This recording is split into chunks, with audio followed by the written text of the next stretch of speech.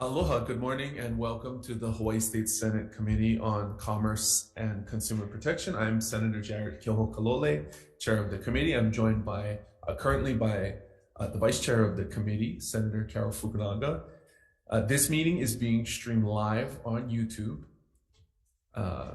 In the unlikely event that we must abruptly end this hearing due to technical difficulties, we are going to try and reconvene this briefing as soon as we are able.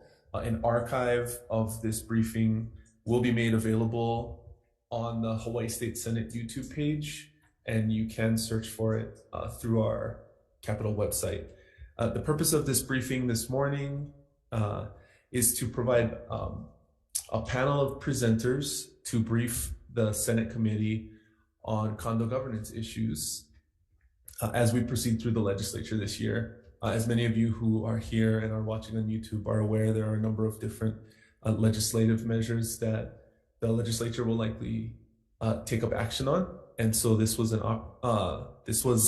request made by the vice chair to provide a forum for the different stakeholders to brief the committee, present issues, and then an opportunity for the members to ask some questions of the presenters this morning. Because it is an informational briefing, I appreciate so many members of the public from attending. We will not be taking public testimony. As you can see on the informational briefing notice, we have a specific set of presenters, and we will be conducting this briefing for about an hour. So to begin with, I'd like to ask our first presenter, the Department of Commerce and Consumer Affairs Real Estate Branch, to come up and join us. Good morning. Neil, you're on the agenda. You got to come sit up here too.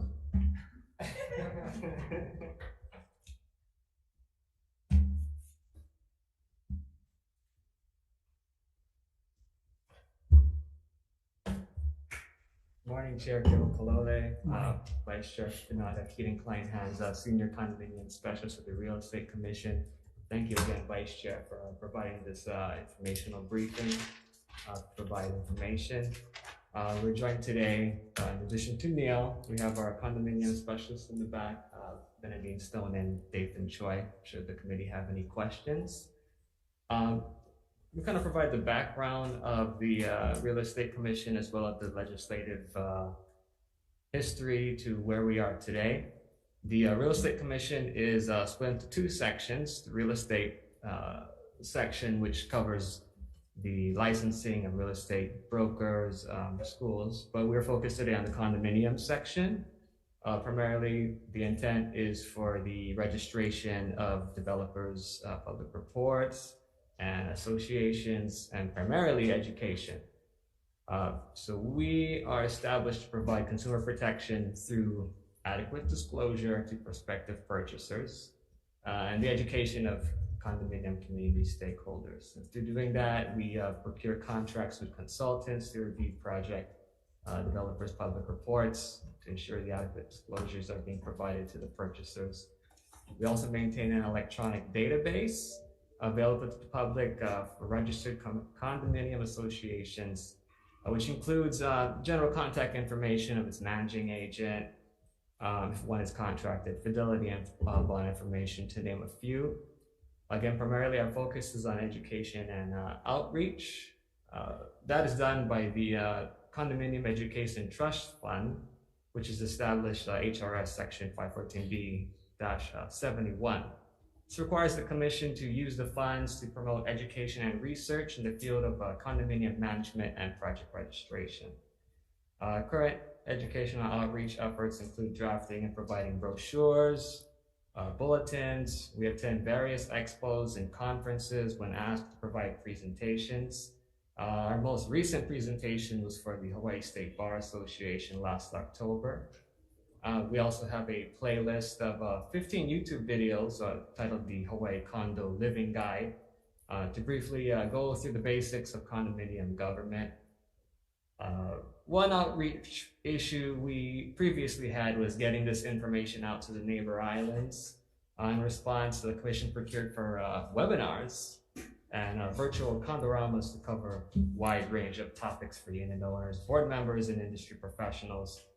In our switch from physical to virtual, we observed an increase of 500% of attendees, so hoping we can continue the increase of attendees as the years go on. Additional statistics can be found in our annual report. That would be DC 103. The Condominium Education Trust Fund also provides statutory support for subsidized mediation and arbitration, which I'll touch on a little bit later after I will summarize the history of condominium law to get to where we are today. In 1961, Hawaii was actually the first state to pass a law creating the regulatory framework of condominium property regimes. However, the initial law, being 3 pages long, provided minimal provisions on condominium management. And despite the law being revised throughout the next several decades, Hawaii, along with other states, realized that this first generation condominium statute was unable to keep up with the growth of the condominium industry, including a need for additional consumer protection. So as a result, legislature, the year 2000, recognized that the existing condominium property regime law, which was HRS Chapter 514A, was unorganized, inconsistent, obsolete, and overly regulatory. The legislature at the time tasked the commission to conduct a review of Chapter 514A in several years, submit draft legislation to update, organize, clarify, deregulate, and provide consistency and ease of use of the condominium property regimes law without increasing the cost of government. So a blue ribbon committee was created to create the draft legislation and in addition hold public hearings for further input. This committee was composed of 24 members, 23 were staff members by the commission. Members included the attorneys in the industry, Hawaii State Bar Association, university professors, real estate brokers, parliamentarians, condominium managing agents, consumer groups, condominium associations, as well as condominium board members and individual unit owners. This draft legislation was brought to the legislature in 2004. And then we have HRS Chapter 514B, which took effect July 1st, 2006. Despite the recodification, as can be expected with many people living in close proximity, similar disputes continue to arise within the community. Reiterating the Commission's goal to update the condominium law, the philosophy of minimal government involvement and self-governance by the condominium community wasn't changed. Instead, Chapter 514B provides the community several tools to enhance their ability for self-governance. Consequently, the legislature revised the law for further subsidies of the Condominium Education Trust Fund to apply to the 3 current options we have for alternative dispute resolution. That would be the first one, facilitative mediation. Starting in the early 90s, facilitative mediation focused on getting both parties to understand each other's perspectives. Currently, parties pay a fee based on a sliding income scale with a subsidy cap of $3,000.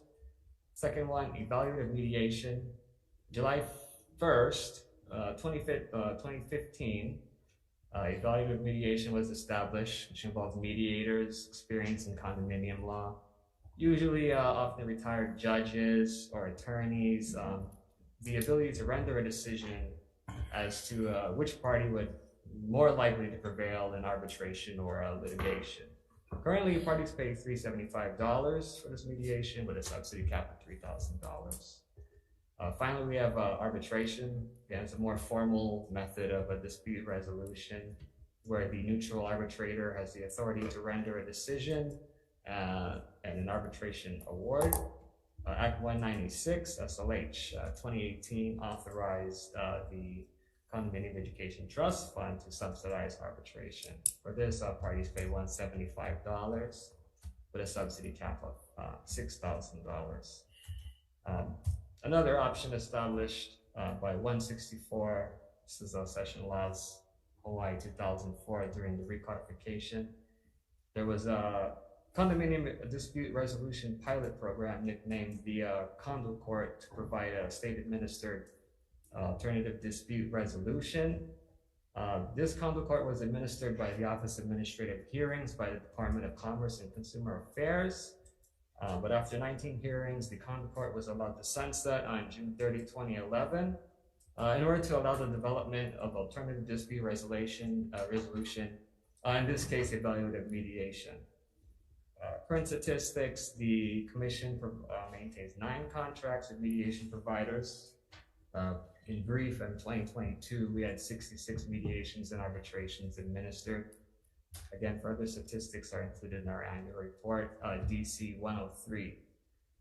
Of course, not all mediations will end in mutual agreement by parties. Community and harmony is unfortunately not something that can be mandated by state law. But state law can provide tools for unit owners and management to govern itself. Mediation arbitration process provides each party to have the opportunity to hear a professional's candid assessment of the strength of their position, which they would otherwise not receive. Compared to litigation, mediation is less daunting, less costly, takes less time, resources, and is an appropriate means of resolving disputes and maintaining peace between the union owners. Thank you for the opportunity to provide information. We'd be happy to provide any answers for questions the committee may have. Thank you. Thank you very much. I'd like to acknowledge the presence of another CPN committee member, Senator Angus McKelvey from Maui, who in a prior life in the lower chamber served as chair of a companion committee as well. Good morning, Senator McKelvey. Thank you all for being here. You finished a couple minutes early, so if you'd like to, we can maybe take one question before we move to our next presenter. Vice Chair. One question that I would have is, among some of the pieces of legislation that have been introduced this year, there seems to be a disparity between the kinds of statistics and I guess records that a number of different measures are referencing. Does the DCCA have like a publicly accessible database for, numbers of disputes, numbers, that have been resolved, and, what categories they fall under? And if there are specific trends that have been occurring, say over the most recent, say 5 years, does the department have kind of recommendations and actions that the department has taken with respect to, either an emerging number in specific category areas? Yeah, we provide an annual report to the legislature based off the Condominium Education Trust Fund. This year, I think it was PC 103, but every year we provide annual reports. We can observe the trends from there. I think this current one is from 2014 to 2022. And then it's available to the public. Public may observe the trends from there. We also provide statistics on the number of inquiries we received, calls, written requests for applications. I'd be happy to provide the types of calls that we received. If interested, I can feel free to email you. Yes, if you could provide that to the committee chair for, either, I guess, posting on CPN side, because I think one of the things that we had found at the City Council was when we were dealing with similar kinds of condominium disputes involving, say, imposition of a requirement for fire safety improvements, it wasn't until we actually required the fire department to post all of the life safety evaluations with specific scores for each building in particular categories that we began to realize that, many associations were trying to comply. It wasn't that they weren't proceeding through the process, but they were all failing on the same issues. And so that helped us begin to identify maybe we should be focusing on some of those issue areas rather than, just looking at it from a broad global perspective. So I'm just hunting for, similar kinds of trends that your data may help us identify. Thank you. We'll email the committee chair. Okay. Okay, and what we'll do as well is itemize the questions that were asked by the committee and send them to you. And when you provide the responses, we'll include them in the materials on this informational briefing once it's posted on the website. Understood. Thank you. Okay, thank you very much. Thank you. Senators. So up next we have James Sugimura, president of the Hawaii Council of Community Associations, and Sandy Wong, who is a condo unit owner and AOAO member. Good morning, and thank you again for agreeing to join us and participate. Good morning, and thank you. What I'm going to address today would probably be the priorities that my organization is supporting. And every year, dispute resolution is always like at the top of the list, mainly because you get a lot of bills that seem to want to change the law to affect condo governance. And so we do, so that is one of our priorities. Another set of bills that are our priority is to support education of board members, and especially boards of older condominiums who are dealing with financial challenges to keep their buildings safe. And Hawaii condos face the following economic challenges. Operating expenses have soared due to inflation, supply chain issues because of the pandemic, increased wages, increased insurance, doubling of HECO charges, unfunded government mandates like the city fire safety ordinance that requires high-rise buildings to put in fire sprinklers. And so board members need to know that not raising maintenance fees to meet present and future needs of their condos is a breach of their fiduciary duty, because if the funding's not there, it's going to result in special assessments down the road. And these board members, they live in the building, and they don't want to raise their maintenance fees, but sometimes you have to, because you have to have the money available to meet these needs. And the fact that the condo owners are experiencing these problems are not necessarily the result of condo governance, laws that you guys pass. Instead, these issues are a result of external changes that affect condominiums in the same way that those who live in single-family homes. And another priority is reserves. That's a big priority. Most homeowners don't understand reserves as part of the maintenance fees. And, we need to set aside money so that there's money down the road to pay for the spalling, to pay for the new roof, and, so that you don't have a condo collapse like you had in Florida. Okay, and every year, not every year, but most every year, you get something like the ombudsman bill. Our position has been there, done that. And Senator McKelvey may remember, because I went and looked at my old testimony back in 2008 when he was vice chair of the House Committee on Consumer Protection and Commerce. We were dealing with condo court. I don't know if you remember that. I do. We had another more colorful term for the condo ombudsman. And the condo court morphed into something called the CDR, Condo Dispute Resolution. And it was in the DCCA, and because the DCCA had hearings officers in place already. And so what happened is that if anybody had a complaint, whether it was an owner or an association, they filed their complaint with the hearings officer. There was a hearing, there was a ruling, and under the rules of hearings, administrative hearings, you have a right of appeal to the circuit court. Everybody complained. Owners complained. Associations complained. It was a mess. I mean, the hearings officers were, attorneys. They were good, people. They didn't understand the law. They didn't have the experience, didn't know. That's why it failed. And Willis Spiro was our champion. And he and I got it. There was a sunset, and we extended it 1 year, because I told Will, I says, this is a pilot program. You can't just do 1 year and have everybody complain and say, no, we're not going to do it. We got to give it a chance, because, this is cheap and fast. And so this is something that, if it works, we got to promote it. So anyway, we extended it, and then everybody screamed and yelled. And I was afraid to walk the street, because people would come up to me and say, this is your fault. This is your fault, and, you got to stop it. And so we didn't extend it. It died. It failed. And that's what the ombudsman program is. And the original condo court, and maybe you may remember this, Senator McKelvey, but it started off, and John Morris, who was our first condo specialist, he's in the room now, he mentioned to me that in New Zealand, they have a condo court that's in small claims. It's in small claims, it's part of the judiciary.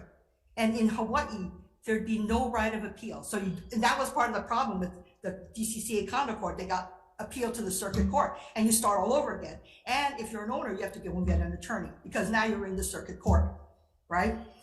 But with condo court in Hawaii, small claims jurisdiction, no right of appeal, no rules of evidence. You file your, and the infrastructure is already there. You've already got, you know, the judges, the courts, and the clerks, and the process. And you even do stuff online now. And you would hire somebody, you would take money from the condo education fund to fund the judge, to pay for the judiciary position. And that person would have knowledge of condo law and condo experience, which was lacking in the condo court that was in the DCCA. And I still think that, you know, that could work. But the problem at the time was we were told that you couldn't move money from the condo ed fund in the DCCA to the judiciary. I could not understand why. This is the Hawaii government. Why can't you move money from one department to another department? Legal versus Insurers Council. I'm sorry? Legal versus Insurers Council is why. But that's I'm sorry, Chair. Talk about that. But that's what we were told. That's why I ended up in DCCA, and it didn't go to the judiciary. But anyway, we think it, you know, I still think the condo court would work, and it deserves a shot. And I just want to address in the few minutes I have some concerns. I've heard about the current program about the evaluative mediation, subsidized evaluative mediation. We've heard that the parties don't participate. It's not the association. Under evaluative mediation, the association is required to participate under Hawaii law. I know because I put that provision in the statute. And if they don't show up, then the owner can go to court, hire an attorney, go to court, and compel the mediation, and recover $1,500 in attorney's fees from the association. And you know, no court is going to deny that motion because they hate condo disputes, so they will grant it in a heartbeat. But anyway, so you know, that's not true. If anybody's not participating, it's the owner, because the association is required to participate. And there was a concern that certain mediation, there's maybe half of the mediations don't result in agreements. This is evaluative mediation. Evaluative mediation means you have an expert who is a mediator, a neutral, who listens to both sides. And that mediator renders an opinion as to the strengths and weaknesses of your case. And it's usually a retired judge. So if you got a retired judge telling you got a lousy case, you got to pursue it? I don't think so. And when we did the research on this, none of the cases that didn't mediate to agreement never pursued it any further. So to me, mediation works. And so we believe that, you know, the current system works, we support it, and we ask that, you know, you continue to support, you know, those programs. Thank you. Thank you, Jane. Good morning, Sandy. Morning.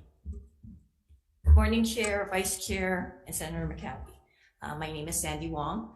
Thank you for the invitation to participate in this panel. I guess my role is I was a disgruntled owner, and I am now on the board. So I've been on the board for about 9 years now. Previous to my being on the board, it was a very unpleasant experience being an owner. And because I am a professional lobbyist, every session I would draft up some bills and I would try to get them introduced. And they really went nowhere. And, you know, in hindsight, I'm not sure if they were the correct vehicles. So I'm here not speaking as an expert. I am just speaking as Sandy Wong and sharing my personal experience and what worked for me. And quite frankly, what worked for me was getting on the board. It's not easy. You know, I was basically a homeowner who was minding my own business, never went to board meetings, glanced at the minutes when they were posted on the bulletin board, but really didn't do anything, wasn't active. I knew a few of my owners because I have a dog, and so I knew the other owners who had dogs, and we walked the dogs together. But otherwise, I really didn't know my neighbors. But then I got really angry with the board. And I think you all can relate to this. So I literally started a grassroots campaign. I would walk my dog 3 times a day. And every time I walked my dog, when I saw someone that I recognized as a condo owner, I would go up to them and say, "Hi, I'm Sandy Wong. I'm really upset with our board. What do you think?" And, they would go, "Yeah, we're upset with them too. We should do something." And, I found out that lots of owners were upset with their board. So I started actually attending board meetings. My first board meeting, it was a very, very unpleasant experience. I mean, basically, when you walk in as an owner, they look at you and they're like, "Who the hell are you? And why are you here?" And I'll tell you, and I don't mean to have a racist comment here, but when I'm not here working, I'm in shorts and t-shirt, and I have my glasses on, and I might have slippers, and they were looking at me like, "You're some dumb local girl. What are you doing here?" And it was like, well, and we had a lot of older attorneys, and I'm like, well, guess what? I'm an attorney too. And I have the pearls, I have the suits. When I have to play attorney, I can play attorney too. So anyway, my first meeting, they were talking about board things. I raised my hand, and the board president actually told me that I could not participate because they were doing board business. And I said, "But I'm an owner. Isn't board business my business?" And he goes, "No." And so I sat down, I stayed for the entire meeting, and then I spoke to my neighbors again, and they said they always do that. And most of the owners would never go back, but because, I'm a mean Chinese lady, I went every month after that. And the second time I went, because when I went home and I looked at the statute, I found out I could participate. So the second meeting I went, raised my hand, and again, he told me, "You can't participate." And I said, "Yes, I can." I said, "Read the statute." And he's like, "Statute? What statute?" And I'm like, "HRS 514B. And so we're like debating for 20 minutes on whether or not I can participate. And I'm thinking to myself, if you let me participate, it would have taken 2 minutes and then you could have moved on. But instead, the property manager is going through her HRS, and after about 20 minutes, she's like, "She's right, she can't participate." So then I started to go to board meetings every single month, much to the chagrin of the board. I mean, I actually heard a rumor that they were going to try to move the board meetings to the property manager's office instead of on condo property because they didn't want me to attend. And then I think when the property manager said, "You really don't think she's going to follow us?" And so I went to every meeting, and it got worse as I went, because they let me participate. But then as I was observing, because, a lot of times I wouldn't say anything, I would observe that they had like a little clique. And if their friends came in, they would make exceptions for their friends. And if an owner came in that wasn't their friend, oh no, you couldn't do that. So, I did my homework and I found out the thing is the proxies. You gotta get on the board. So again, I did my little grassroots campaign. In my little dog bag that I had my poop bags in, I had proxies and a pen. And every time I did my grassroots, I would go, "Hey, Jared, can you give me your proxy?" And they were like, "Oh yeah, sure." And so then I had all these proxies. And so I was talking to my neighbors and I'm like, "I can get someone on the board. Anyone want to run?" And I was like, no, too busy. I don't want to do with that. So I ended up running. So when I first got on the board, it was me against 8 others. I mean, it was sort of rude. I mean, when I first got on and we had to do our organization, I'll tell you, about 7 of the other board members didn't even tell me congratulations, didn't tell me hi, didn't say welcome to the board. They were like, who are you? But I stuck with it. And slowly, because there are years when I'm not up for re-election, so I would still hustle to get proxies, but then I started to get other people on the board, and I would always vet them, you know? No personal agenda. You have to know what's good for the AOAO. And I tried to get young people, you know, because we had lots of old retirees. Sandy, I have to be honest, I'm enthralled by your story. And like on Netflix, this is the part where I have to ask you to finish up. Yeah. And then if any of the members would like to hear the rest of it, maybe in Q&A, Okay. then we can have you come back up. I want to be fair about the allotment of time, but I do want to hear what happens at the end. The suspense. So, So let me summarize. So I guess what I'm trying to say is, I think the system works. You know, it's not always perfect. It can be a lot of hard work, but the system works, but you have to put the time into it. okay. Thank you very much. Thank you as well. Next, we have Lila Mauer, president of the Kokua Council. And again, just to be very transparent and fair, you get 16 minutes. Good morning.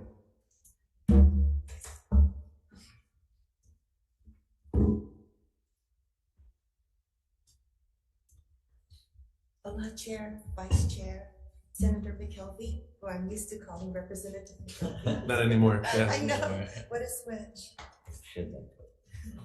I'm Lila Moore, President of the Kuku Council, one of Hawaii's oldest advocacy organizations. For over 50 years, Kuku Council has advocated for good governance, even taking legal action successfully against the Department of Health to enforce consumer protection. Housing is probably the most influential factor affecting Hawaii's high cost of living, and housing is the solution to some of our most pressing problems. The lack of sufficient housing drives the exodus of skilled essential workers who are already in short supply. A sufficient inventory of housing is a solution to easing homelessness. Of all the housing models available to us in Hawaii, condominiums serve as entry-level homes, are homes to 1/3 of us, and condominiums will continue to dominate the affordable housing model.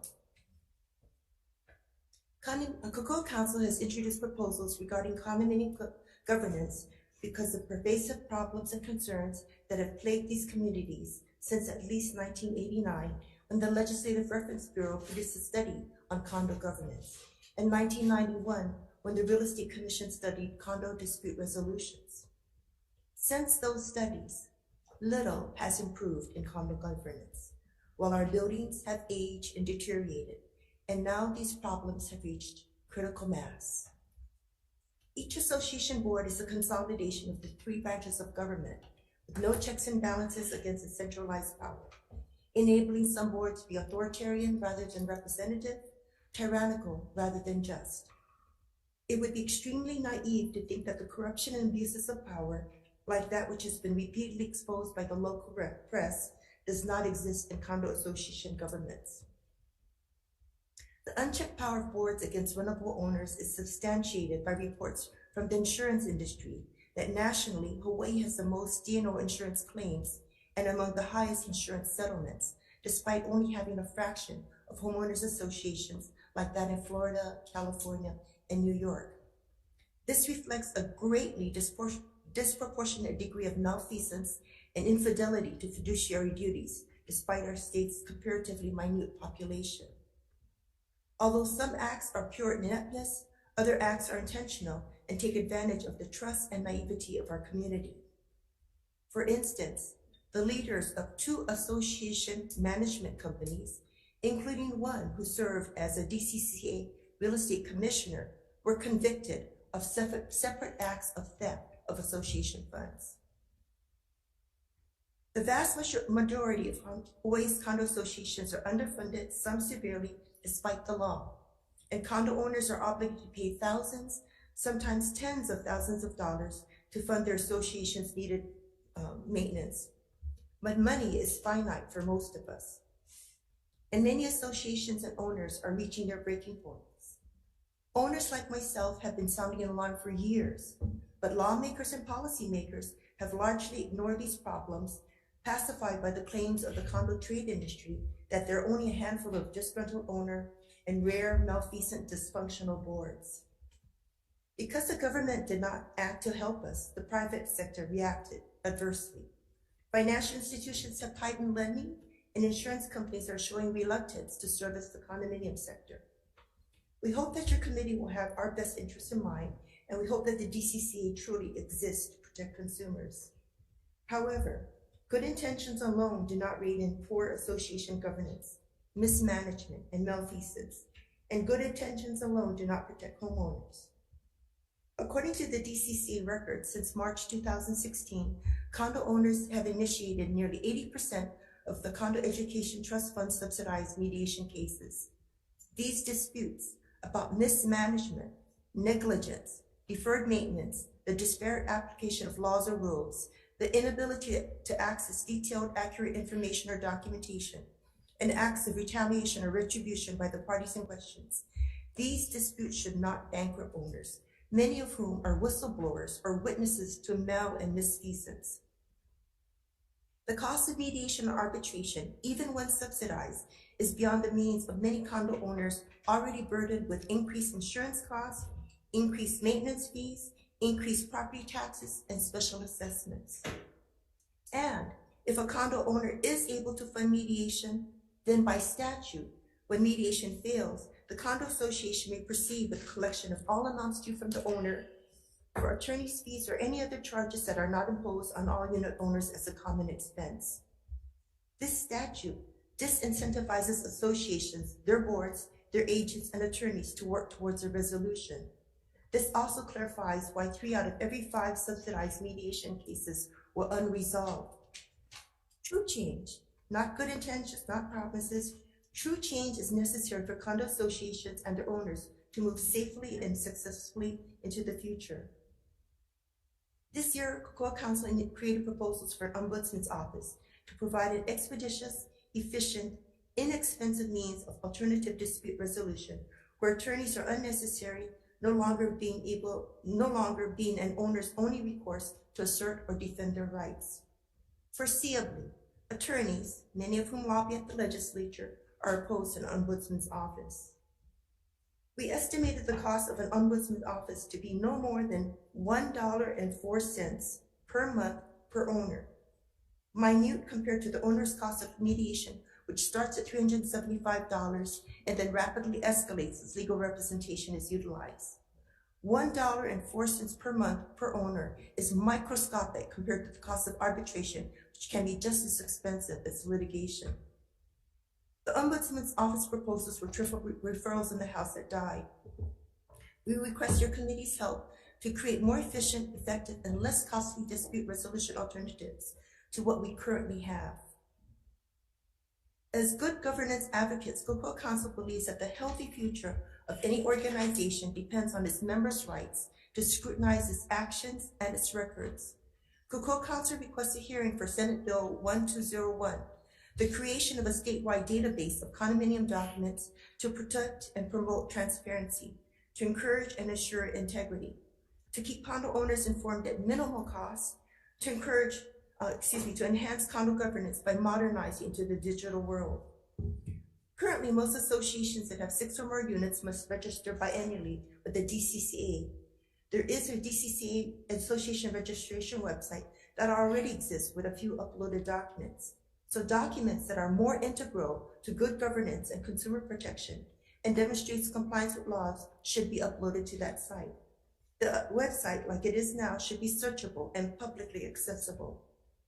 To keep documents contemporary, we propose that registration and document uploads should be done annually with an annual fee of $1.50 per unit or under 13 cents per month per unit owner to cover documentation upload costs. Most document requests will no longer be needed, alleviating RICO of its primary function to condo owners and saving owners as much as hundreds of dollars for each document requested. This is especially significant because none of those document fees accrue to associations and instead benefit property management companies.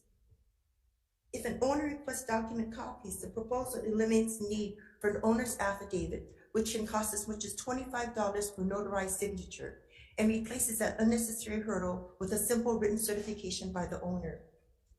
Under this proposal, the association has 10 business days to provide the requested documents, or it would be considered denial.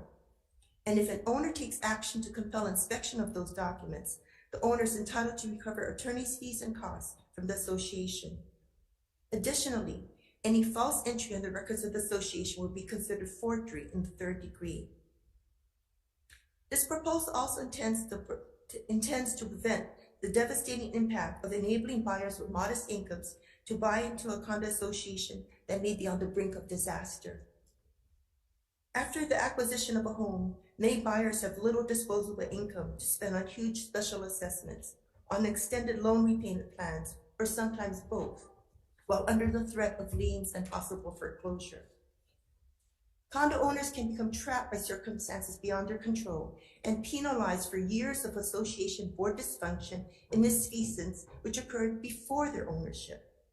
While it may be too late for some associations and their owners because the future to which they deferred action is here, now, Senate Bill 1201 is a proposal aimed to protect associations and their owners and prospective consumers. Senate Bill 1202 is Cocoa Council's proposal to reduce the opportunities for electoral manipulation and fraud by eliminating the use of confusing proxies altogether. Only the votes of owners during elections serve to check the absolute power of the board. However, the statutes encourage voting by proxy. Most condo owners naively do not realize that the authorized proxy forms provided by the property management companies are general proxies that allow the proxy holder to vote however that proxy holder wants. The use of proxies mislead owners to feel that they're represented, to think that they have free choice. But the more removed a voter is from the actual casting of his vote, the greater the possibility of interference and loss of choice. Additionally, a personal examination of multiple condo associations' election records for a 6-year period before the pandemic revealed that improper electoral processes were found to occur primarily at the property management company level, as they were the facilitators of those elections despite their financial interest in the election results. In 2020 and again last year, the State Office of Elections reported the record-breaking mail-in ballot turnout. A similar direct voting by ballot method with an auditable document trail would benefit, engage, and empower more condo owners than the current vote by proxy process, and would obviate the need for confusing and defraudable proxy assignments. The mail-in ballot process allows more owners to participate directly in their association's elections. Please schedule Senate Bill 1202 for a hearing. Cocoa Council has provided the legislature with a few proposals to help secure the future of condo associations and the 1/3 of Hawaii's residents who live in and are governed by those associations. Without acting on these concerns, legislators discourage condo ownership regardless of initial lower costs. Many of us condo owners currently pay more than house owners to keep or make our homes safe and our communities harmonious. Mahalo for the opportunity to present Cocoa Council's proposals for improved condo governance, and mahalo for the privilege of your valuable time. Thank you very much. Thank you. Okay, members, questions? No, absolutely.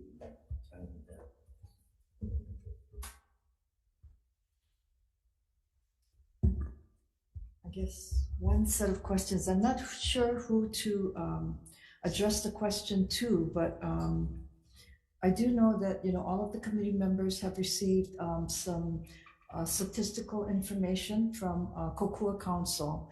And I guess one of the things I had wanted to kind of encourage DCCA to kind of help provide us with additional information on is to get a feel for where we stand with respect to compilation of data, to either identify or quantify some of the concerns that are being expressed through the legislation that has been introduced. So I guess, my question is really to DCCA. I don't know if you have also received some of the data compilations from Kokua Council, in which a fairly lengthy listing of the types of mediations and resolutions was provided. Can you respond to that?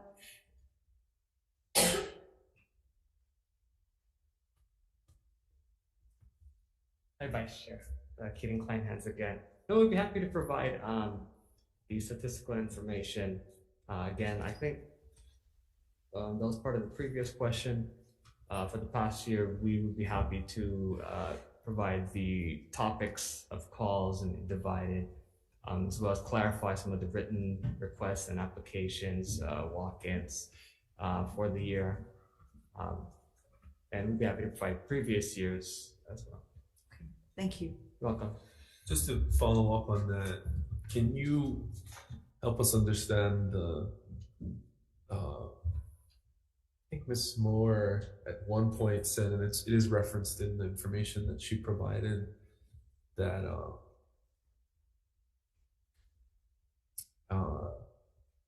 the incidence of directors and officers insurance claims in Hawaii are higher than any other state.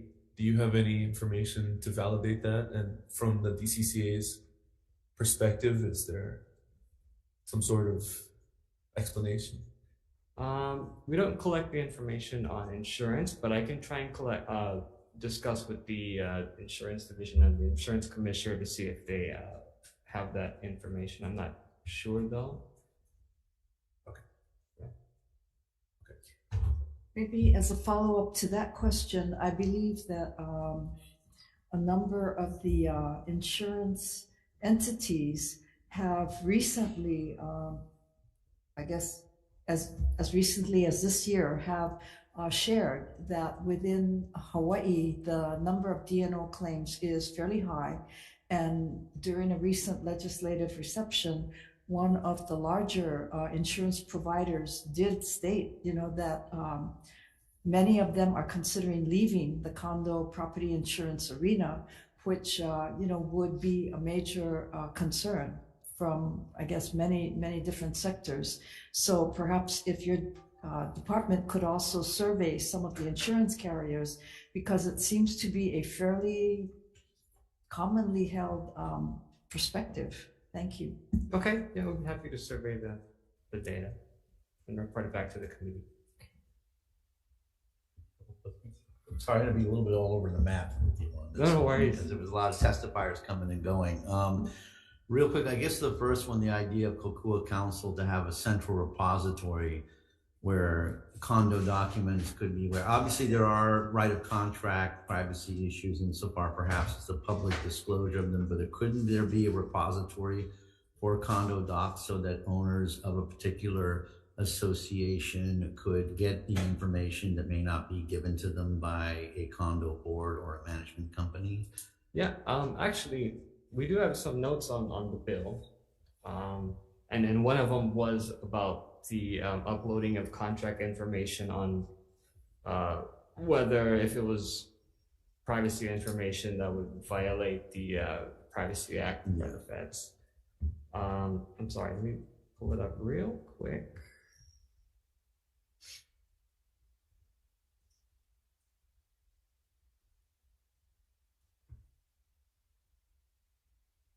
Maybe in the interest of time, you could go ahead and just shoot us an email, the committee, of the notes you were going to share with us, just because I know we're on a limited agenda.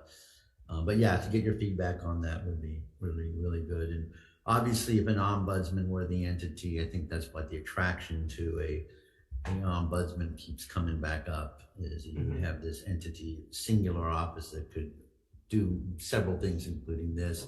One of the things that caught my attention earlier, and I apologize, was the likely to prevail thing that you brought up in your original. Could you care to expand on that? I mean, that this likely to prevail standard? I believe that was with regard to the evaluative mediation. Yeah.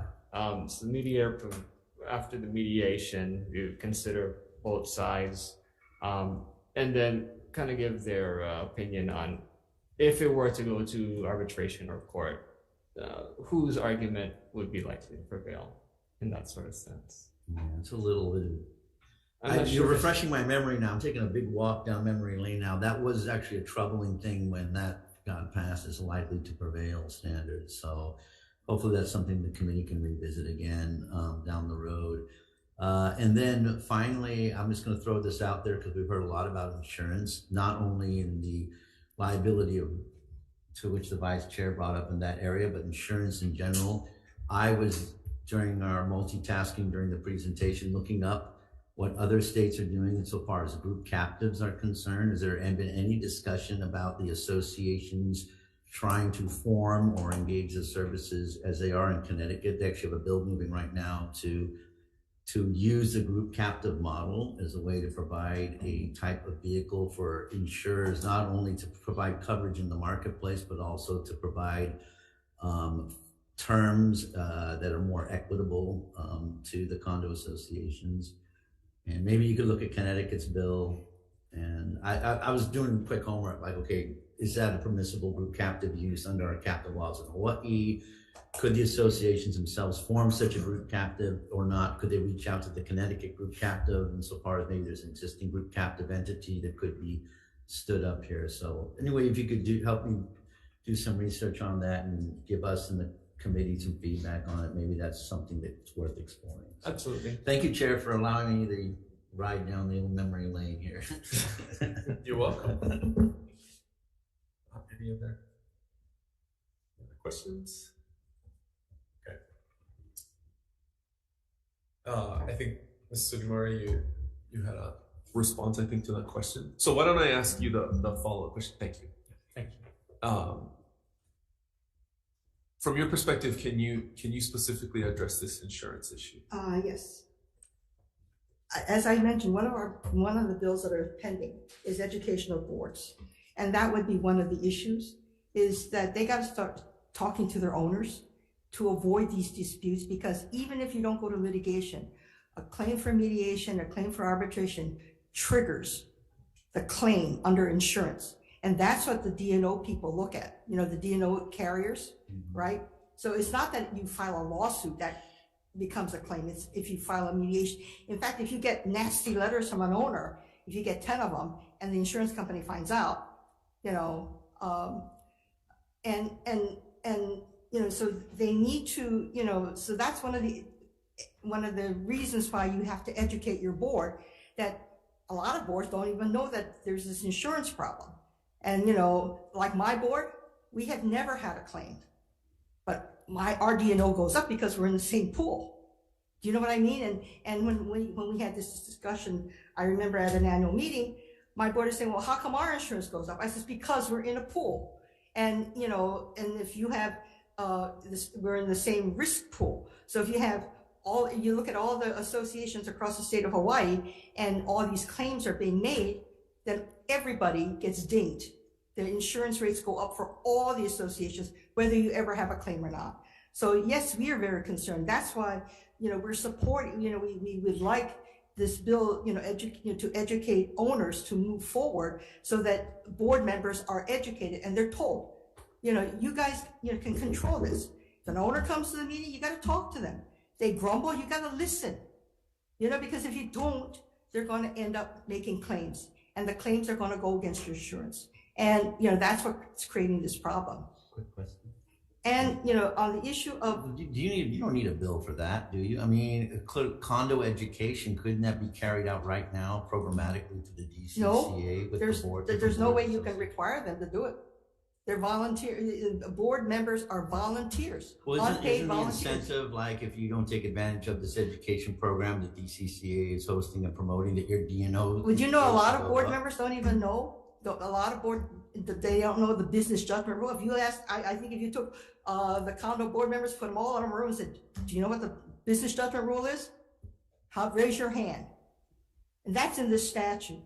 And that's what I'm talking about. I mean, I've seen it, I've heard it, You know, and a lot of these problems occur, and you have a lot of owners grumbling because the board members don't know.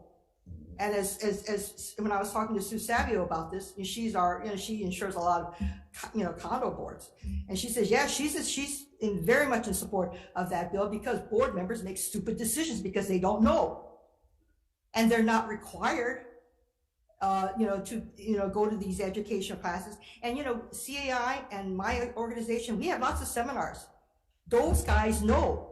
But the guys who don't come to our seminars, they don't know. But aren't they advised by management companies and others to say? Okay, no, they're not. And that's another thing that I grumble to management companies. You gotta, you know, I tell them, you need to train your people that if there's an issue that comes up, that your agent has got to say, oh, you know, because you have a property manager in with the board. That issue has to go to legal counsel. That issue, you got to get an expert opinion, a plumber, an electrician. You got to get, that's the business judgment rule. The business judgment rule is if you don't have a clue, you better get an expert opinion to back you up, and it better be in writing, and it better be something that you pay for. And we all know, we've all heard anecdotally, board members are cheap. They don't want to pay for an attorney. They don't want to pay for a consultant's fee, because it costs them money. And they have to then answer to their owners who are in the board meeting saying, we don't want you to get a lawyer's opinion. We don't want you to get a plumber's opinion. That's what they're faced with. That's why I say that, you know, you need to support this education of board members. My own board members, I can remember at an annual meeting, and, you know, we had owners come. I live in a 300 unit building, and we have maybe 15 people who showed up at the meeting, yelled and screamed, called us crooks, said that we were stealing from them. And, you know, I had 3 board members resign. You know, it's like a war zone now. I mean, board members are afraid. They live in this community. They don't want to face angry owners because they have to raise maintenance fees to pay for operating expenses. Our HECO bill went up double. We don't have PV, but yet I have a bunch of owners who are fighting us because they don't want to pay for the PV.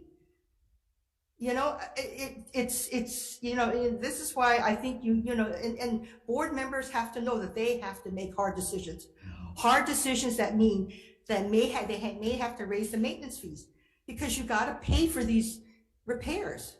I mean, and maintenance. This stuff isn't cheap, especially now after the pandemic, where you've got all these problems and inflation and supply chain problems, and everybody's, you know, everybody else's costs are going up, and yet, you know, you have associations who don't want to raise their maintenance fees. I mean, that's unrealistic.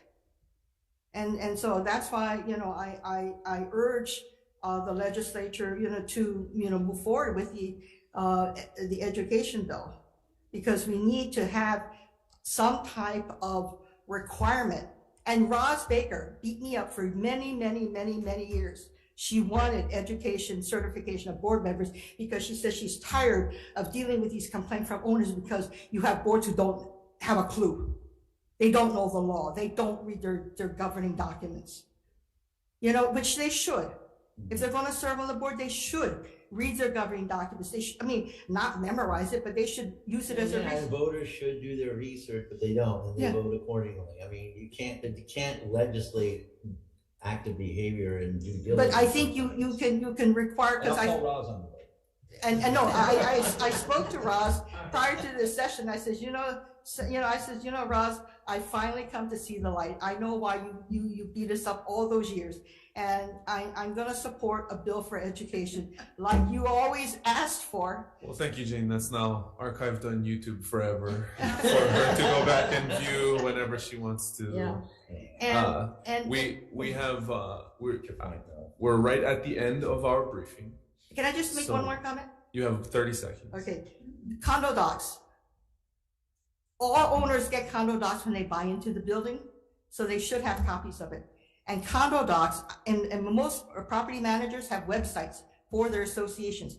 The condo docs are on the website. I know with ours, the declaration, the bylaws, the house rules, any policies are on the website. So it's already there free.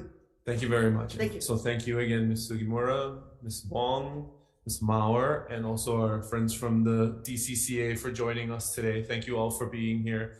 Members as well. It was a productive discussion. And on that note, mahalo again, we're adjourned.